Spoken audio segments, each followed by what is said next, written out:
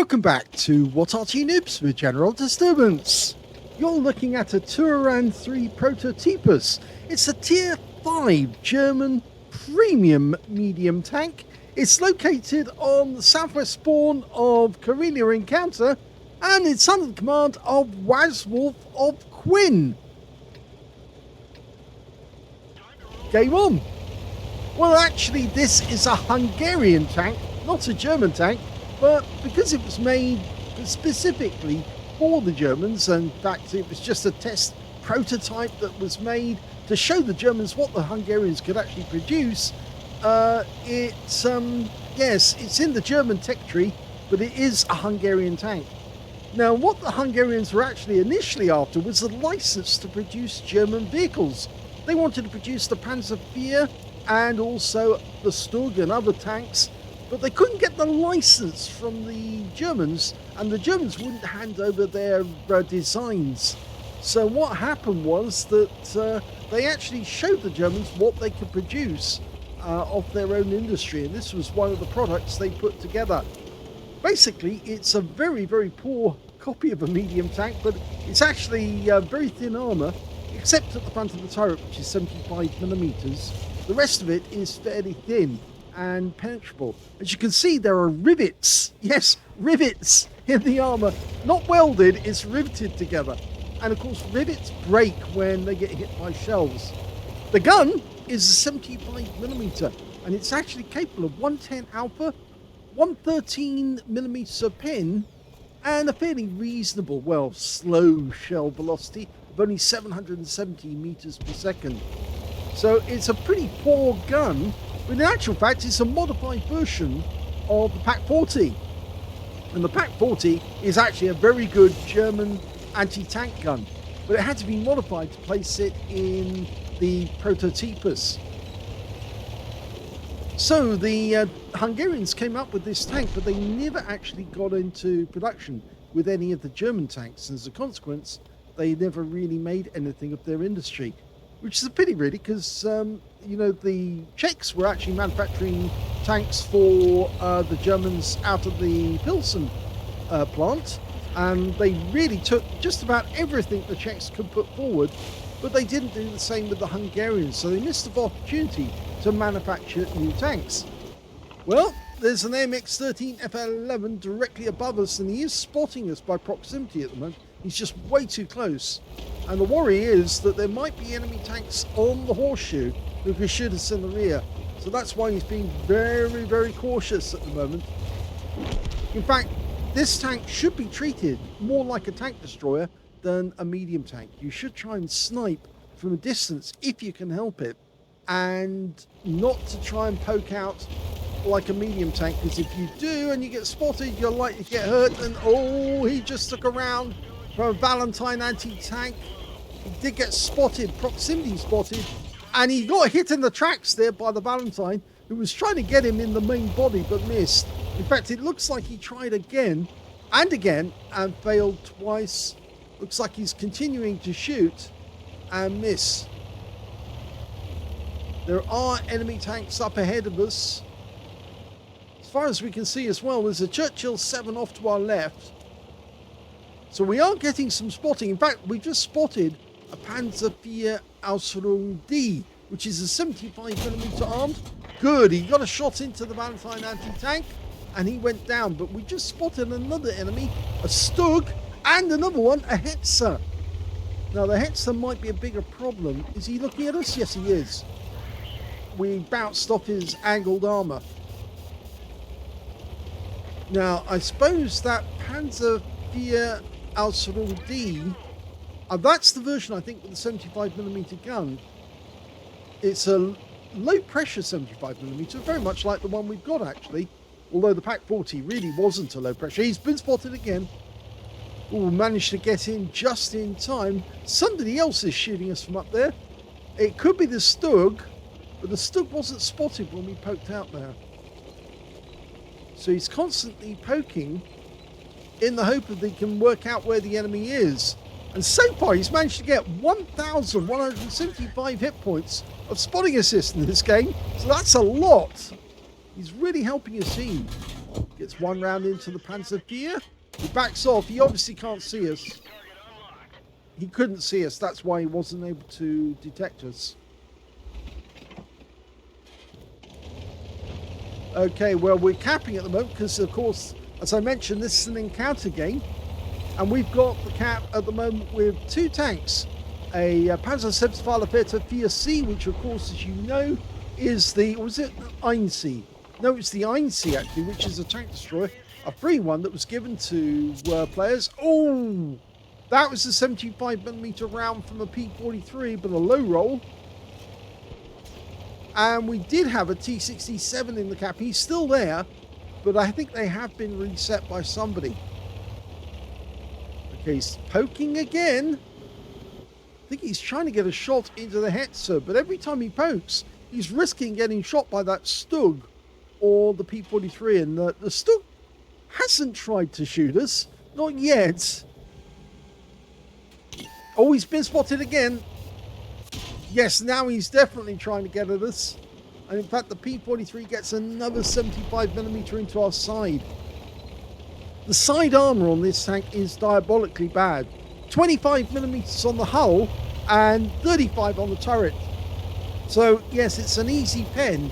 It's basically got tier 1 armor. It's very, very poor indeed. Now, if he's thinking of making a dash across the gap, he's got to worry about that Hetzer. The OI to the south of us, well, he's more than busy with all the guys on our team who are bunching up around him. But he's mainly worried about that P43 directly ahead, and the P43 can't see him at the moment. But if he quickly drives out, then more than likely he'll get spotted by the Churchill or the Hetzer, which are to our left. OI's down to 4 hit points, and he's gone, so now he can make a dash. But he needs to get into cover, otherwise the Hetzer is going to spot us. In fact, the P43 was hiding behind the rock. We did get spotted. I mean, he's not the only one who spotted us. There's Cheehy over there. You can see he has eyes on that Cheehy. Shouldn't stop here. You're in the open. He wants rounds on the Cheehy, but the thing is that he's in full sight of the Hetzer. One more shot to get the kill. Oh, the Hetzer. And he amaraks us in the process. So we got hit by a 105mm round from the Hetzer, and it did a lot of damage, including Amarakas, which has slowed down our reload rate to 6.35. Standard reload rate is 3.84. Now we've got our Amarak fixed. It's gone back down to 3.18. We can kill the Churchill 7. One more shot.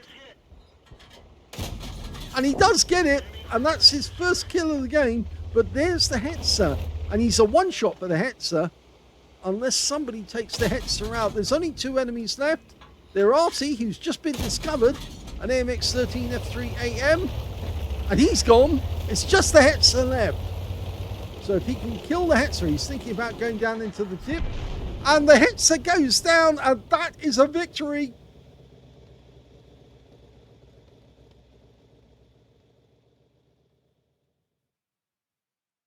Here's the end of battle stats, and that was an ace tanker game for Wazwulf of QU1NN in the Turán III prototypus. He managed to get a spotter badge for spotting at least 1,000 hit points of damage, 5 for effect for doing more damage than hit points to his own vehicle, and he got a patrol treaty as well. He was the only one spotting 6 enemy tanks whilst they were damaged.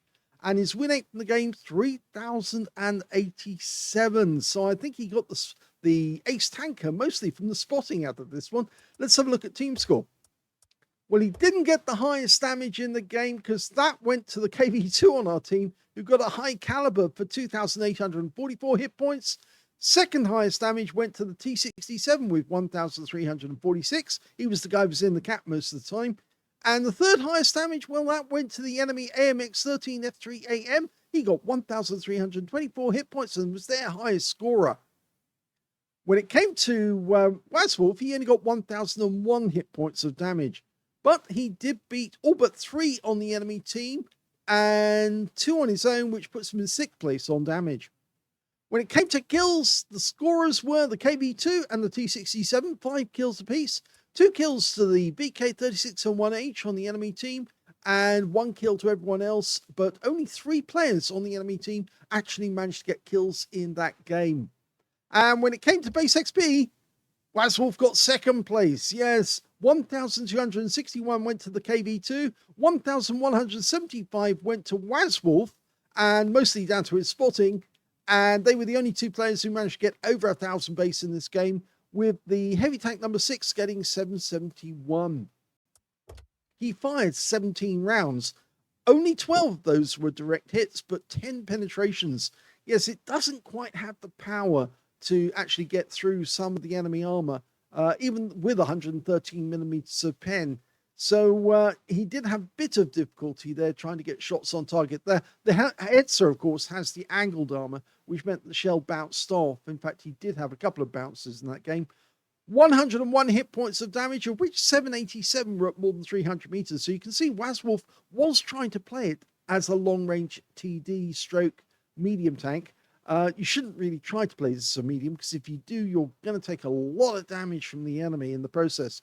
5 hits received, 4 penetrations, 1 non-penetration. That was the shot from the Valentine AT, and it hit him in the tracks. So if it hadn't hit him in the tracks, if it actually hit the body, then all the shells would have been penetrations. Just goes to show how thin the armor is on this tank. So you'd be very careful to show yourself in front of the enemy, because they will penetrate you if they get a shot on target. 7 enemy vehicles spotted, 5 enemy vehicles damaged, 1 kill, 2,608 hit points of spotting assist in that game. And that's where he got the ace tanker. The combined damage being about 3,600, obviously, altogether. So yes, he was doing well in terms of damage assist, and that's how he got an ace tanker out the game. On a premium count, he made 42,373 credits profit, and he also picked up 9,519 experience points out of that one, including getting a mission completion of 7,052. This is one of those tanks which you can use as a trainer, because it does have a position for everybody in the tank, such as the commander, gunner, loader, radio operator, and a driver. So if you have got one of those German tanks that only requires so many people of so many types actually operating the equipment, then this is a tank that can actually train them. Although, would you put yourself through hours and hours of playing the Turán just to get a crew trained up? No, I think ideally what you would do is you would use Watt Plus and have that do it for you, because of course the Turán is a nightmare, as I said, down to the fact that it doesn't really have any armor, and so you have to fight from a long range. It's the only way you can actually ensure that you won't die early. So well done on getting an ace tanker, Wazwulf, but rather you than me. I'd rather not play the Turán, because even though I got one when it first came out, I rather regretted it shortly afterwards and said, no, not for me. I hope you enjoyed that replay. If you did, please give this video a like, do subscribe to our channel, leave a little comment down below because it feeds the algorithm. And thank you for watching.